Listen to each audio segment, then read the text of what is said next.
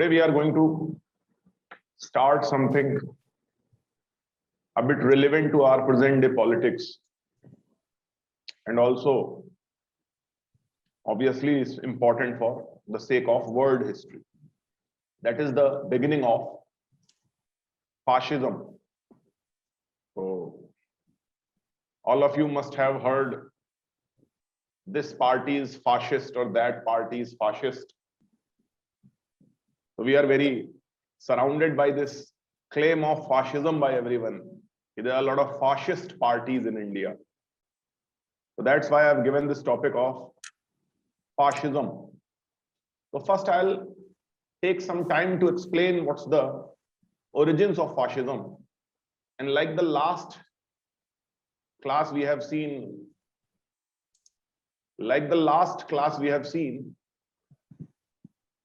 we will take it for the sake of world history, for the sake of UPSC examination, and for the sake of a bit of understanding. If this would not have been related to this exam, hopefully we'll cover everything, because when you are studying history, so everything is your responsibility. So generally we will have to understand everything. So first we have to understand what does this fascism mean. I'll give you an introduction for 2-3 minutes, and then I'll come to my screen. I'll share the note where I'll explain how that all developed. Small summation of fascism. So generally fascism is considered as the ultra-nationalism. And rightly put by an author, the subordination of the entire nation. The subordination of the entire nation for the call of nationalism. Now, if you ask me who I am, obviously, like yesterday in communalism, we have discussed which sampradayikta. Like last class of communalism, again I'll start that I have a lot of identities. I am a male, an Indian, a Hindi speaking, a North Indian, a man from UP. I must be having some caste, Kshatriya, Vaishya, Brahmana, scheduled caste, whatever. Now these are a lot of my identities, and I am also working somewhere. I have my duty towards my students, or if I am a mill worker, I have my duty towards my mill. I might be a farmer. I am producing rice. I may be doing many things. I may have many identities. Now what fascism asks me to subordinate all my production, to subordinate entire of my identities, to subordinate all my ideologies to the needs of nation. That India is a nation and I am only and only Indian. If a country demands that we are at war or even not at war, if there is enough rice production and country want more jute to be produced, my duty is to stop producing the profitable rice crop and start producing the jute crop. So generally there is a presence of nationalism in all the ideologies. No ideology is devoid of nationalism, especially in this 20th or 21st century. Communism and all, they claim that they are international or international, but even they also today bow their head in front of nationalism. So nationalism is present in every ideology, but fascism, it says subordination of all our interests to nation. If Chinese goods hurt our exports, boycott them. If your country wants, do it for free. All of our identity, all of our ideology should be subordinated to nationalism. That's a very outside view of fascism. When you will look from outside, just like Gandhianism, so we all think non-violence. Gandhianism means non-violence. But there is much more than what meets the eye. There is much more than non-violence in Gandhianism. When you will see Satyagraha, so you will see there are almost more than 20 steps. Non-violence is simply one of them. Likewise, when we will see fascism, so there is much more than this plain nationalism which everyone understands. It has militarism in it. It has the charismatic leader in the midst of it. it has Irredentism in it, which we will understand what that is. So generally it developed as an antithesis. So as we should do, let's start from the start. In 19th century, we can say that French Revolution is generally the start of entire present day politics. So I'll have some vision of or some view of French Revolution, and then we will move through Napoleon and then Revolution. So French Revolution, it has a republicanism in it, killed the ancient regime, killed its king in 1791. After which the revolution has its own repercussions, later discussion. The revolution led to the rise of a dictator, and that dictator was Napoleon Bonaparte. On 18th of Brumaire, he has done his coup. He came to power in France. Now, what Napoleon has done, I am sharing my note because rather than trying to make such grand view in front of you all, it will be better for me to explain in not paper. So if we will have a map in front of us, it will make our job easy rather than simply discussing the abstract things.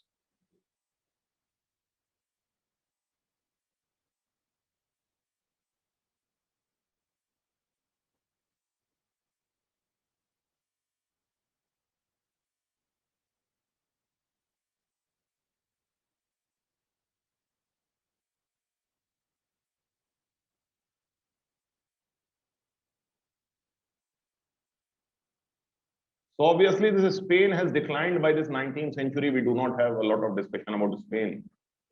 And this is Portugal, Spain. This is where our old France is, not the present day France. This is Britain. I think we all know that they have colonized it. It's Netherlands, later divided in 1830 by the Catholic South Belgium and Protestant North that will become.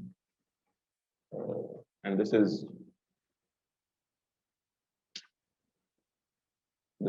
Denmark. Here lies the great Holy Roman Empire. The great Holy Roman Empire had in Vienna, Austria. And these are Italian city-state. Piedmont, Sardinia, then Parma, Modena, Tuscany, Lombardy, Venetia, Papal States, Sicily, Naples and Sicily. And these are German states. I'll not take up a lot of time, don't worry. And on the north of this Holy Roman Empire lies the kingdom of Prussia, with capital at Berlin. Now, what I want to claim is where it all starts. So it starts when Napoleon came on the throne of France. And he has started attacking the empires like Holy Roman Empire, defeated the Italian city-states, even the Russian Empire, and gave France its absolute glory beyond everything. Napoleonic France has almost defeated the entire Europe except this small country Britain due to this small stream of English channel between it. So Napoleon also had a great effect on India when he has sent a proclamation to Indian kings, which Tipu Sultan has accepted, and after which he has to die. So Indian history also, Napoleon has a strong role. Entire South America was made independent after the attacks of Napoleon. So Napoleon gave great glory to France. Now glory is given in past also. Charles V gave Austria the glory. Louis XIV also gave France the glory, but those glories were the glories of dynasties. Louis XVI says, I am the state, I am France. Now the difference between that glory and the Napoleonic glory is that it was the glory of French people. It was the French nation which was defeating. It's not a dynasty. It's not that the personal guard of kings are Swiss and there are the Italian mercenaries and there are the Spanish mercenaries. Carnot in 1792, France has started conscription. Every abled male will fight. The French army under Napoleon was a nationalist army. It was a nation, France before all. That's why we will see, let's leave the story of Napoleon, what happened to him in Elba and Waterloo. But this French glory gave the view to entire of, especially Germany and Italy, that if united, we can also achieve the similar thing, what France has achieved. And after which this German-speaking nation states or German-speaking kingdoms or people of Germany and these people of Italy, they demanded that we should also be united. But for their union, there were great problems, so that we study in unifications of Germany and Italy.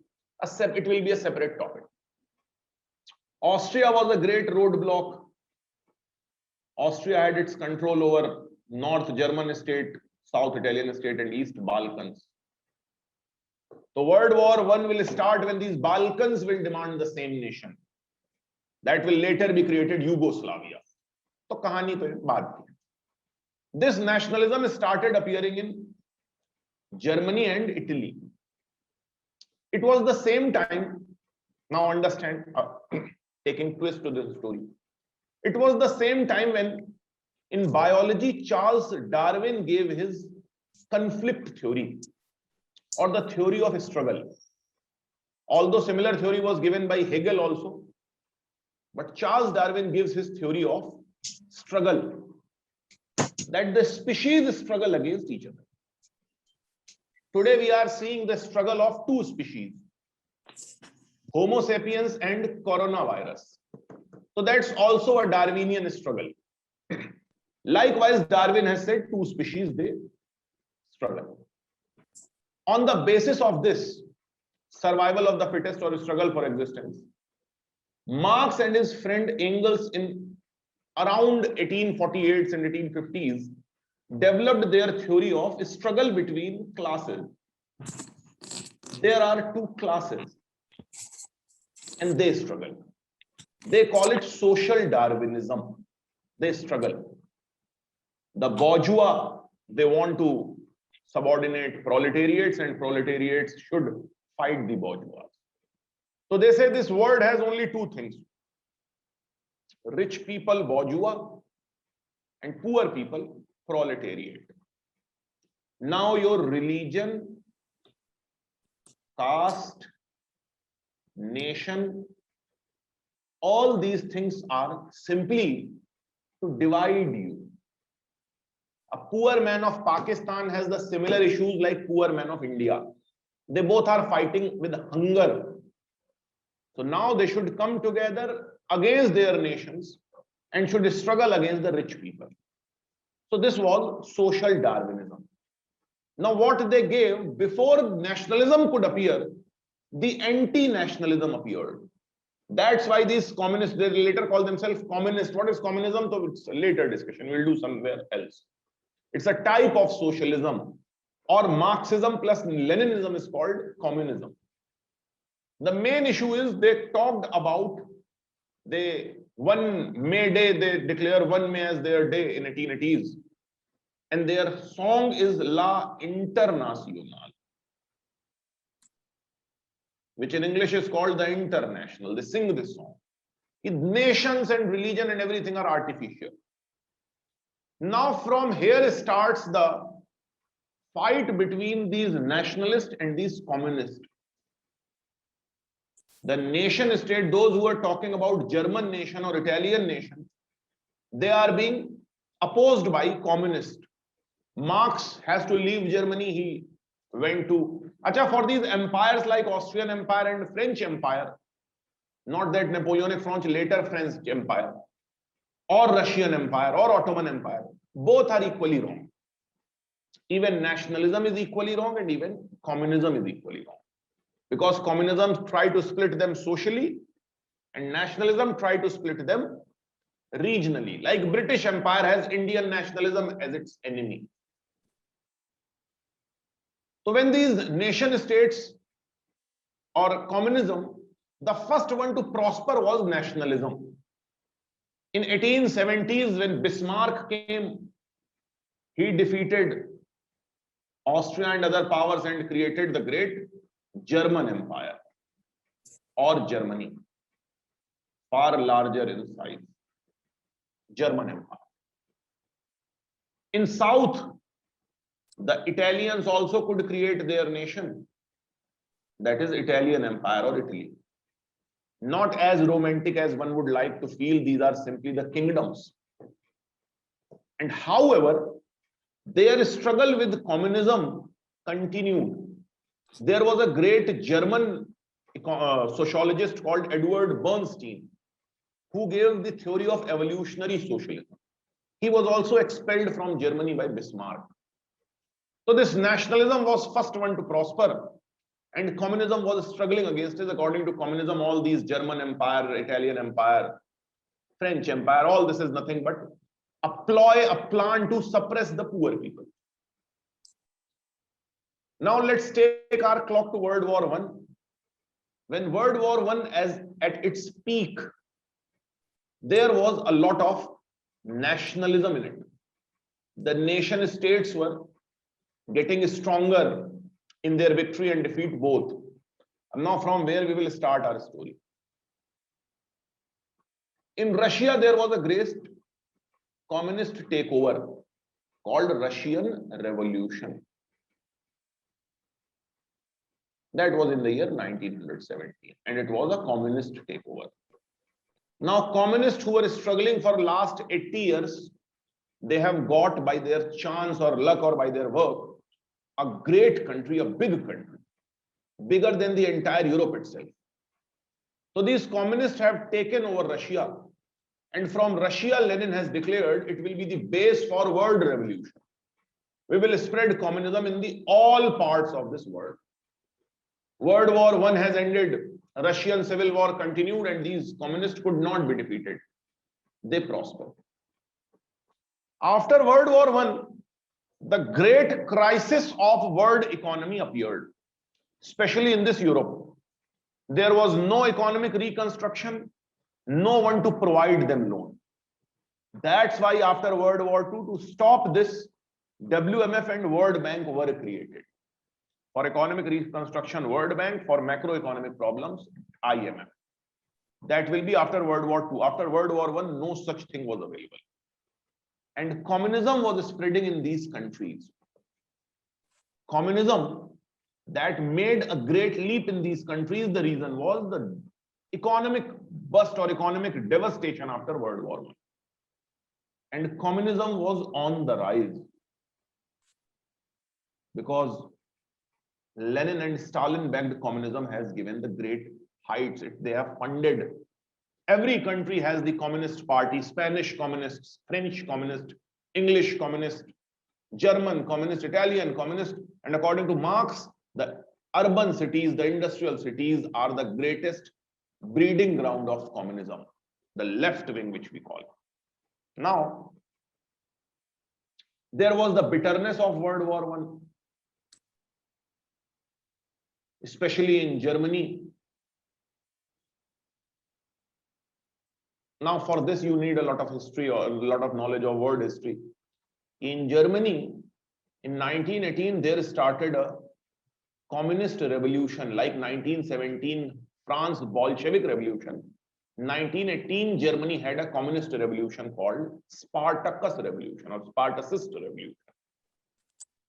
In the fear of this communism, Germany has sued the peace.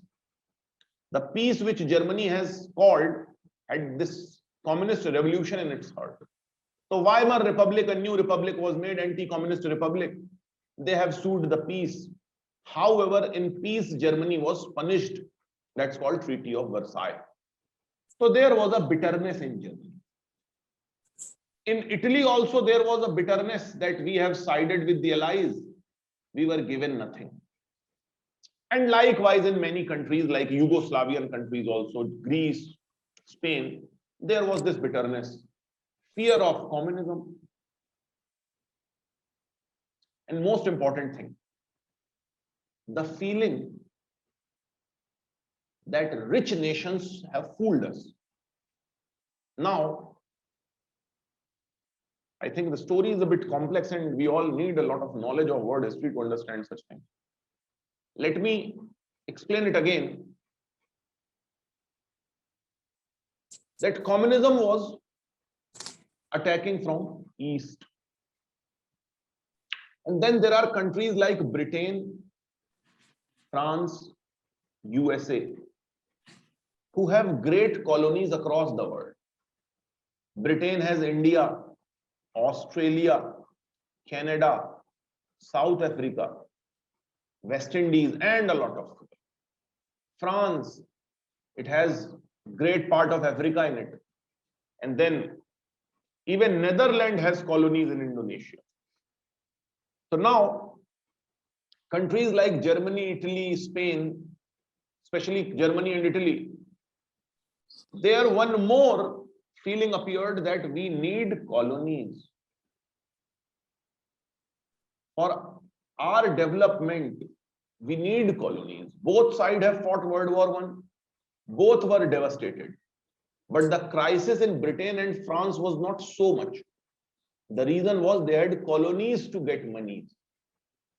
So therefore, in these countries, there was a feeling of that we need colony for our natural growth.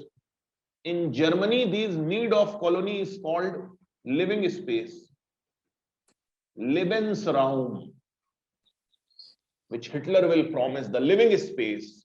We don't have, we are crowded, too much crowded, push others back, loot the colonies. And then there was a feeling, last one, feeling of betrayal, that these communists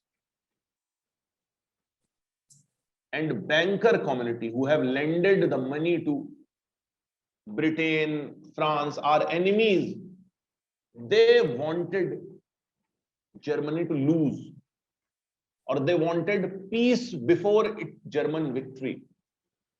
And the communists who are talking about the Internationale, on the base, I know it's getting too technical, but there is no other way.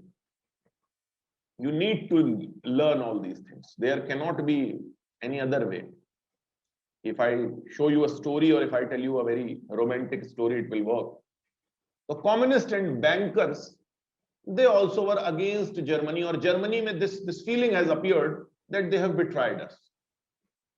And these who are the great bankers, so obviously this is a community of Jews. So this is what the background of rise of fascism, that they do not have colonies, economically devastated, fear of communism, great bitterness of defeat, and the betrayal of own people. These are some of the backgrounds. In 1920s, there appeared, first in Italy, from where the term came, Benito Mussolini.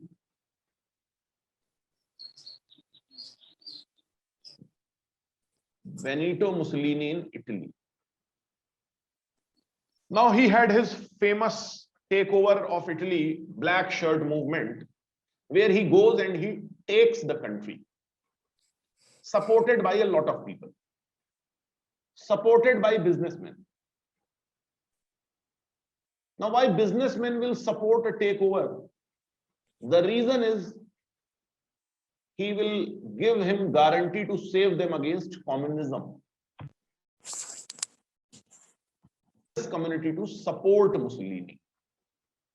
Then there were a lot of traditional revivalists, those who believe in the glory of Roman Empire, they have supported. The reason was Jews. These Jews have made, or these outsiders, even in Italy also, this anti-Semite theory was prevalent, but not as prevalent as Germany. They did not take the extreme steps, but want to revive the Roman Empire. Jews will be expelled. For church, now I don't want to make story even complex. For last 60 years, church was, or Pope was in exile. Mussolini gave Pope his own country inside the Rome, Vatican City in 1929. He has sued peace with Pope Urban XI. Pope Pius XI. And then he has given him a country called Vatican City, which you can see even today. So he has pacified the church and got the support of church against Jews. Then there were war veterans. They have supported Mussolini because they were hurt by this bitterness. And then there was national economy and its pride. For the sake of national economy and for sake of national pride, the colonies will boost this economy and will boost the pride. And therefore, Mussolini has appeared on the scene. Now, what are the features of this fascism? This is the most relevant for us. Even you can forget this background. What is the feature of this background? What's the feature of this fascism? The word fasci means, obviously, you must have heard the golden sticks. This is what their symbol is. The golden sticks bundled together. On top of it, an axe appears. Axe means kulhadi, not that dio. Axe appears. And a hand is holding it. That is the royal bundled glory of Roman Empire with the power in itself, the axe. So that is the term fasci. Now what fascism has in its feature, so obviously, first is revive the past glory. Revivalism at the core of it. When you will see Mussolini, he has modeled entire Italy on the basis of Roman Empire, and the emperor, the king, the dynasty of Victor Emmanuel was not eliminated. They stayed there. So there is an emperor. They modeled themselves on the basis of Roman Empire, not Italy, Roman Empire, who used to rule the world, or at least the known one. Revivalism. They have religion at the core of it. Church have supported this anti-Semite, anti-Judaism. They have a charismatic leader in it. Everything will be guided by Uduce. Now, who's Uduce? The name of, or Mussolini was called Uduce. Like Hitler will be called as Führer. Although these are post-Hitler, with a post-Hamilton. Still. So a charismatic leader, strong tendency of revivalism and religion. Then militarism, power, military might at the basis of all. More than that, ultra-nationalism is a sort of international Darwinism. International Darwinism, where the theory of Darwin, that word is nothing but, Darwinism says word is nothing but the conflict of species. Communism says word is nothing but the conflict of classes, bourgeois, proletariat, rich and poor. Communalism, which we have discussed in last class, communalism it tells us that word is nothing but the conflict of two religion. Likewise, the fascism is based on international Darwinism. It says word is nothing but the conflict of nations. And there are two types of nation. One is rich nations, those who have colonies, England, France, US. And then there are poor nations, Germany, Italy, and later Japan will also join this. So these poor nations do not have properties, do not have colonies. Rich nations have colonies. And now the word struggle is that these poor nations also want colonies. And what are we, Asia, Africa? We are simply properties. We are neither rich nor poor according to them. We are simply properties. That's why in this national struggle, if your nation develops, you will develop. Now, if anyone wants to see the rationale behind it, the life of a poor in United States is easier than the life of poor in India. In United States, if you don't have job, you will get unemployment. That unemployment payment, something is given. If you don't have food to eat, you have food tickets. So fascism says when your country will develop, When pollution will come down, when employment will improve, obviously your life will improve. It's their rationale. It's for you to accept or not accept, up to you. Now, so we have seen the features of fascism: revivalism, religion, charismatic leader, militarism, ultra-nationalism. And then in economy, it's most neglected and very interesting part, how they manage their economy. So their economic system had both of capitalism and communism. You will see the Nazi party has its official name, National Socialist. So they have both communism or socialism.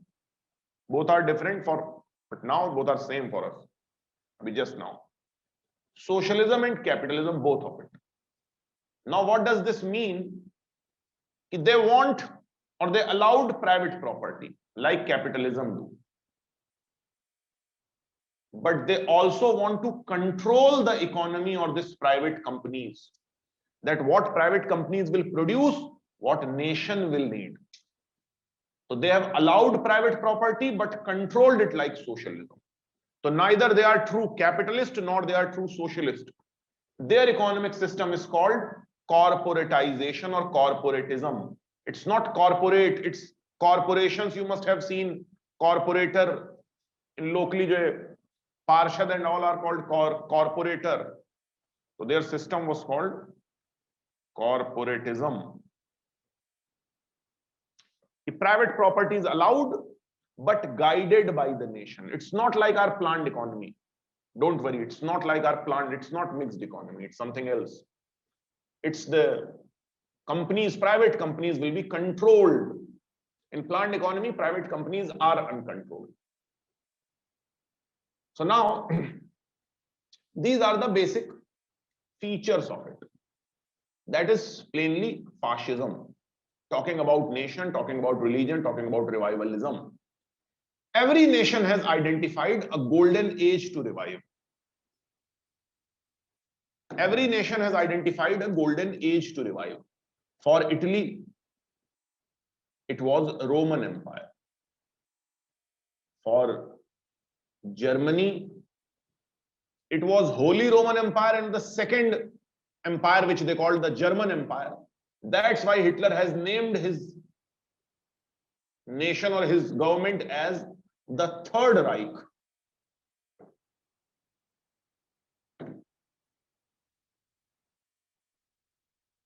The Third Reich. Third Reich means the first was Holy Roman Empire, second was the German Empire of 1871, and third was his. Like today, if some Hindu government names itself the third kingdom after kingdom of Ram, the first one of Yudhishthir, the second one and third one is his. So that is Third Reich. After which, or Spain, Franco, he want to revive the Spanish Empire. And now what these countries want. So let's come back to our map. And what these countries want. So Italy want colonies, which will help in national glory. That's why he will attack Ethiopia, and the second Ethiopian war will start, which will also give a boost to World War II. We are not studying World War II. Remember. And then there is one more feature into all this revivalist, which I wanted to skip. It will be very technical, but let's understand. Irredentism. Irredentism. What is irredentism? So every nation or every people, they have this belief that in past our size was bigger. In past, our country was much bigger than our present countries. And to take back that lost part, we need to fight. We need to struggle from our opponents. That's why you will see fascist country rarely had good relations with their neighbors. Although no one has good relations. The Chanakya theory of Rajmandal says, your neighbor is your natural enemy. However, in this fascism or in any theory, this fascism has this irredentism as a central part of it. Irredentism is in every type of ideology. Even China wants Tibet. India wants Akhand Bharat. Pakistan wants J&K. So irredentism is present in all type of ideologies, but fascism also has this irredentism, that we want to take back the lost part. Denmark wanted Alsace and Lorraine. Hitler wanted Sudetenland of Czechoslovakia or entire Austria itself. Italy wanted Nice and Savoy and Corsica from France. So this is what France wanted, Alsace and Lorraine. So this is what irredentism is. There is a part of my country which is in the occupation of another one.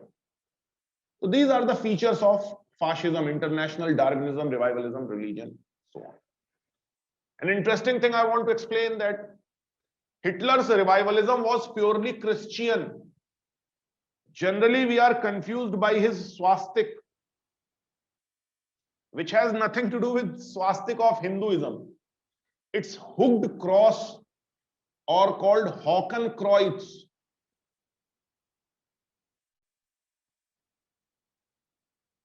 Hakenkreuz, hooked cross. It's not swastik. It's the English translation. Hitler used to call it Hakenkreuz, and with the help of church, anti-Semitism. Now, fascism has given us two main philosophies. One is purely fascism, which was applied by Mussolini in Italy. Another was so important that it deserve mention, Nazism. What's the added feature? So fascism is based on territorial or linguistic. Territorial and linguistic nationalism. Now, if given time, to some other day we will discuss the various forms of nationalism. जैसे Iqbal writes, गुफ्तार सियासत में वतन और ही कुछ है, इरशाद नबूवत में वतन और ही कुछ है. Nation is very different in modern politics and nation is very different in religion. So कौम जो है, कौम, nation, it has various interpretation, and we have almost more than 15 types of nationalism. बड़े type of nationalism है. We in India were confused when we have started our nation that Hindi will be a national language, linguistic nationalism. But Dravidian movement has great outburst against it, and we have stopped that linguistic nationalism. We are not linguistic nationalism. So US also has a nationalism, India also has a nationalism of its type. Fascism was based on linguistic and territorial nationalism. If you speak Italian, you live in Italy, you are Italian. Or even if you are living in United States, you should help Italy. However, Nazism has an altogether very different version of nationalism. It's the nationalism where race is at its core. Race. And which race? So Aryan or Aryan. Generally in India, we pick it very simplistically and we think that Hitler was our friend, some who used swastik and who used this Aryan words like Aryan or Ved and all. But his concept of Aryan was blue eyes and blonde hairs. And his Aryanism was very clearly pro-white. Now, all of us do not have these features, or rarely anyone has these features. So we don't know how Hitler would have treated us, although he met Subhash Chandra Bose and tried to help him. He also declared Iran as the country of Aryan. This Aryan is such a romantic feeling across the world that everyone wants to become Aryan. Everyone in this world wants to become Aryan. There was a country of Islam called Persia, 100% Muslims. In 1935, on the insistence of Hitler, they also understood Aryan is something very glorious. They changed their name to Old Iran, the land of Aryan, the Cyrus Achaemenid Empire. So ये जो Pahlavi dynasty थी, they have changed the name of Persia from Persia to Iran. And even today, after all this religion and Islamism, they call their country as Iran, the land of Aryan. Entire Dravid movement of Periyar was based on Aryanism or anti-Aryanism. So his Arya were white, blue eyes, blonde hair, and who were not in the part of his Aryan race. So there was no Negro. We do not use the word Negro in our language, but no Negro, no hippie. There were a lot of hippies who used to wander from here and there. No Jew, no Slav. All these are inferior races. Nazism called them Untermensch, the subhumans, and these were called Übermensch, the greater humans. So in fascism, when you will add the deep racism in it, it starts converting into Nazism. So this nation was, or the nation of Germany was race behind it. All of those who are not belonging to that race are not German, even though they are living in Berlin. And all those who have these features, although they are living in any part of this world, are Germans. So that is Nazism or Nazi behind it. So generally a word is, if communism is based on false sociology, Nazism is based on flawed biology. Because R, we have seen or we have proven, is nothing but an ancient linguistic group. Aryan means language. Who is Punjabi? So if we today start saying Sikh is Punjabi, so that's a biggest blunder we can do. Sikh and Punjabi are very different. Punjabi is a linguistic group. Sikh is a religion. Likewise, Aryan was a linguistic group. Later people started calling it Dravidian. Sorry, later people Aryan was a linguistic group. Later people started calling it race. Like Dravidian, a linguistic group. But 20th century Dravid movement started calling them race and said that they are Shudra according to Arya. But this is far more complex. I am not sure how many of you are well versed with these events of history. So this is Nazism and fascism. Now what they have done, obviously for the search of their colonies, for the search of their militarism, to expel the others from their country, a lot of things started happening. World War I has divided this Danzig corridor. Hitler wanted to take that. The war started. We are not going there. Now a question remains that present day right-wing government ruling India, let's name it the BJP, they are fascist according to many opponents. Are they? So academically this question need not to be answered. It's better left unspoken. Are they or they are not? None of the business of a UPSC aspirant. No one is going to ask. But for the sake of interest to understand, if I have to tell you yes or no, there is no one answer to it. They have some feature of fascism. They don't have many other features of fascism. Like last thing which I want to, it's a very interesting thing. When you will see communism and fascism, they are at the two ends of the spectrum. Communism talks about internationalism. Acha, this fascism, when it appeared, it was supported by Britain and France and US because everyone thought they are the antithesis of communism. They will kill communism. They will fight Russia. There was a Spanish civil war in 1936 in which fascism led a war against communism under General Franco, and Italy and Germany supported fascism against communism. So everyone thought Stalin will be taught a befitting lesson by fascism. However, the events did not unfold like this. So it's a question of world history. It will take a lot of time and knowledge for you to understand how this appeasement or this ploy of West, Britain and France to develop fascism against communism backfired. Unka gunda unhi pe chad gaya. So they are the ones who have developed this or helped fascism and Nazism to prosper, but later they have that Nazism and fascism backfired. So that's the story of World War II. Someday else. यहाँ पर देख लें just. I'll tell you important books and notes. Wait for that.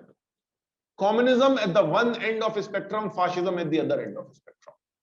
It talk about internationalism, communism, fascism, nationalism. Communism says world is divided only according to classes. It says classes has nothing to do, it's fragmenting the nation. These communists are, that's why they have expelled the communists. Hitler came to power in 1933. First thing he has done, he has fired his own parliament building, Reichstag, and blamed communists for that. And after Reichstag degrees of 1933, communism was banned in Germany. So that's how communist and fascist or Nazis are antitheses of each other. But in their totalitarianism, they are so close. In their control of resources, they are so close that today we call this spectrum as horseshoe spectrum. This is where communism is, this is where fascism is. At the two ends of a spectrum, but so near to each other, so similar to each other, that today we have changed our left and right wing spectrum from a straight line to horseshoe spectrum. So for this, we need a lot of information and a lot of concepts. Let's come to our present day government. Are they fascist or they are not? So any government talks about nationalism. After independence, even Congress talked about nationalism. Every country talk about militarism. Every government talks that nation should be above all, with one degree or other. So if you make a spectrum of fascism and you find Mussolini and Hitler or Quisling or Franco standing here, Nehru stands here, and our present Prime Minister, Mr. Narendra Modi, stands somewhere here. So no one can say who's exactly how much fascist, because every socialist leaning man has right to call all the others fascist. And when you will see the map of socialism or communism, all of this is upside down. This is where present CPI stands. So if they claim all these are fascist, these all can claim that they are communist. According to Hitler, our present prime minister must be communist. According to our present prime minister, the older Congress government is communist or socialist with mixed economy and all. And according to all of them, CPI is obviously communist. And this is where Lenin and Stalin must be standing. So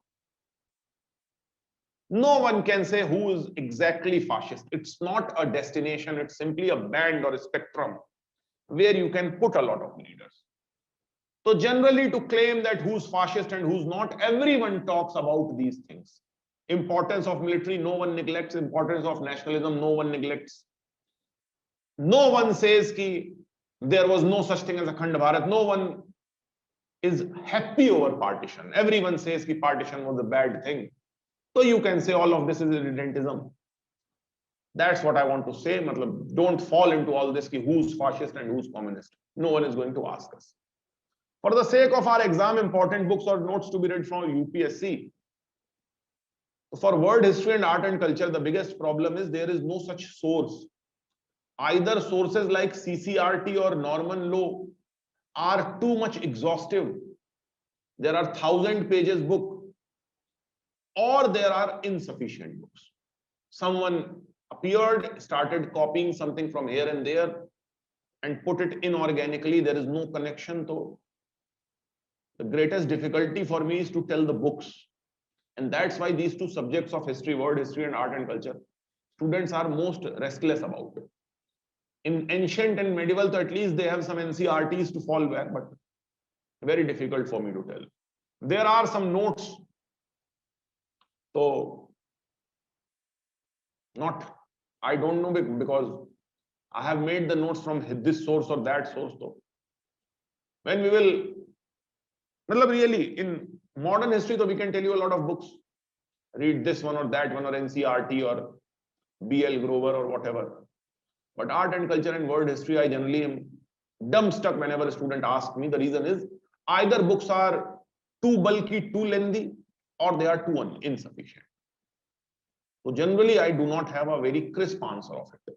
If you want me to tell you exhaustive books, I have a list. I'll tell you just now. If you want to ask me minimalistic book, I have a list. I'll ask you. Minimalistic book में तो क्या NCERT Arjun Dev, everyone read that, you can read. Basic books में तो NCERT, world history. Or if you find some notes somewhere which cover the world history. I have not read how much question usually come in GS from world history. They vary. They vary. Now, if you ask me how many questions come from disaster management, so they vary. So world history is in syllabus. Sometimes 2 questions are asked, sometimes 1, sometimes even up to 4. So, but the best thing about world history is the question comes the easiest of their way. Itna matlab so easy question will come that it will be blunderous for you to leave it. A modern history, they will ask you something. If someone is talking about industrialization, he's talking about cotton, or they will give you some abstract statement from here and there. But in world history, they will say, how much can you blame Germany for world wars? Now, even if you have seen one movie of World War II, you will have this view ki how much Germany has to be blamed for world wars. They will simply ask you like, what is fascism? Ye sab itna detailed, deep, so leave it. They will simply ask you, what is fascism? And when you will see yesterday's class of communalism, you might have much more interest in it because we were aware of the events. In today's class, I was confused how much to take up to. The reason is many of the listeners may not be aware of a lot of topics. That's why I have to stop myself. Otherwise, fascism has a great discussion and great relevance today. So you can see NCERT or any notes. Don't go to that book called Norman Law. It's 600 pages for 20th century, not worth. Not worth. There is a book, but generally I prescribe that book for option V.D. Mahajan.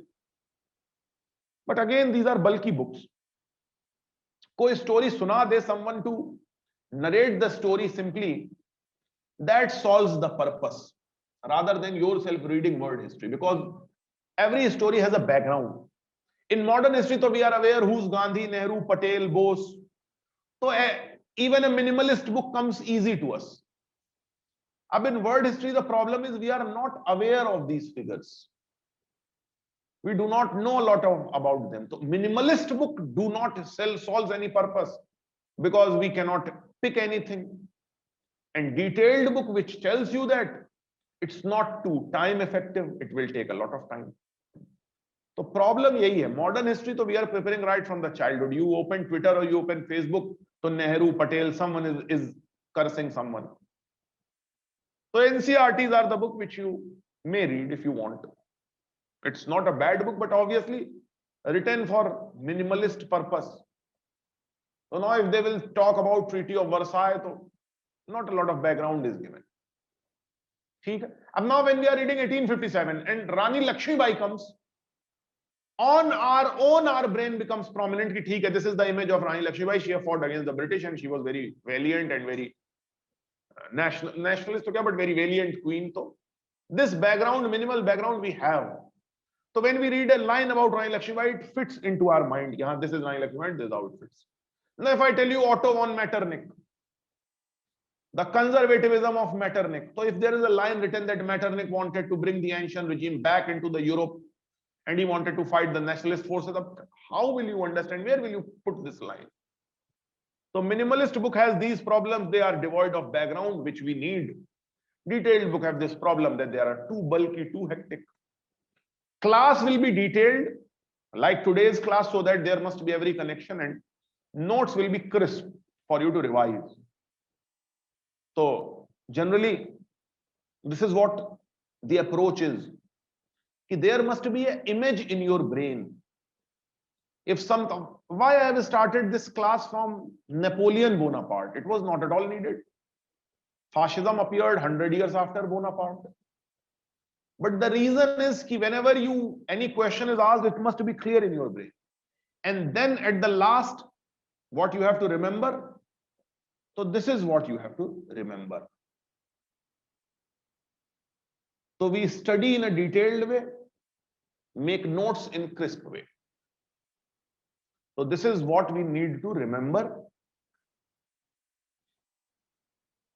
The quest will be minimized. Yes, for that's what all this system is.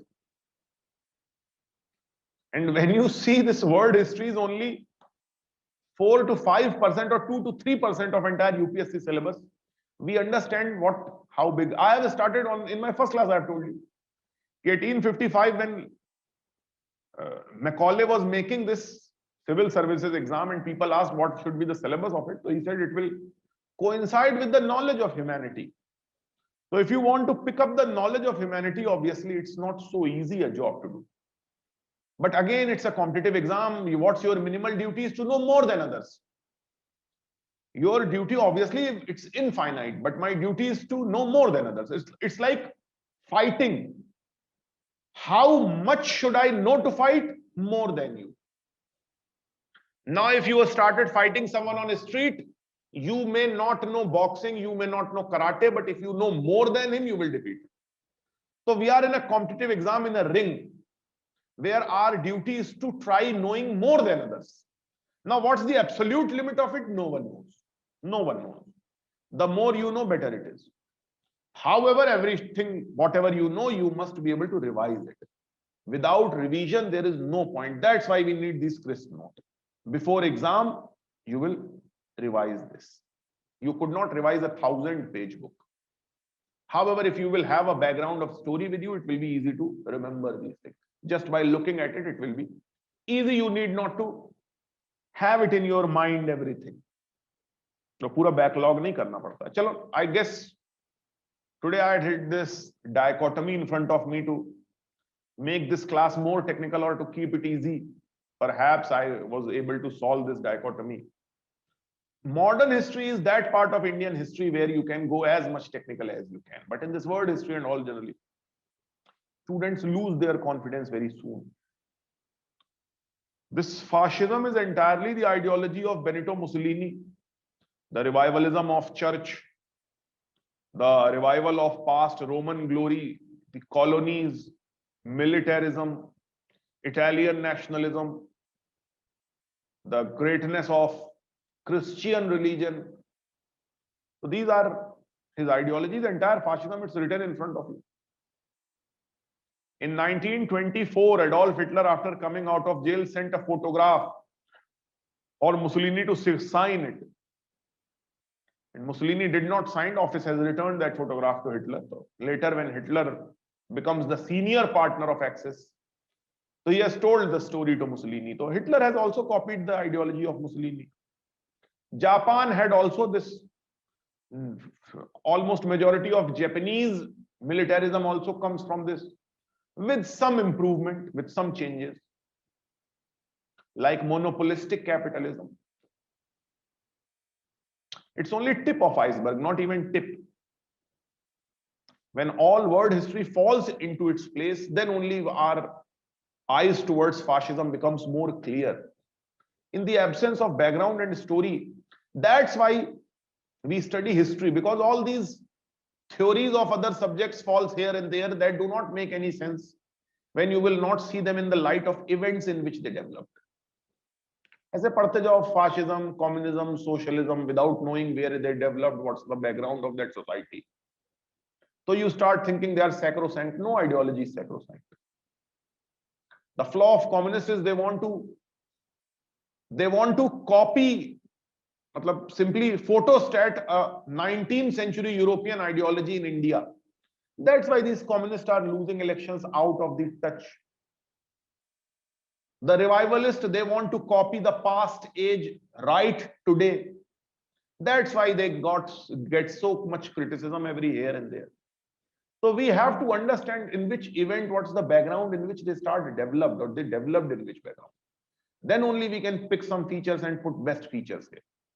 Theory sirf yaad kar le, fascism, these are the following are the features of fascism, and try applying or try analyzing about it, you won't be able to analyze. Thanks and best of luck.